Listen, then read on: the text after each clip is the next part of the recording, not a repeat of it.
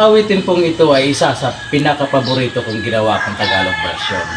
Ayan, pakinggan po natin. Ayan, alright. Happy Mother's Day po sa lahat ng mga nanay. Alright, ayan.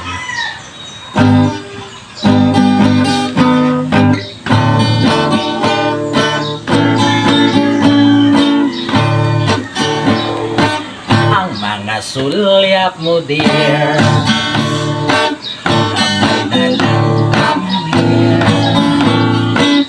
Ang mga pindat mo, walang cover-cover, sa'yo'y nakatanaw.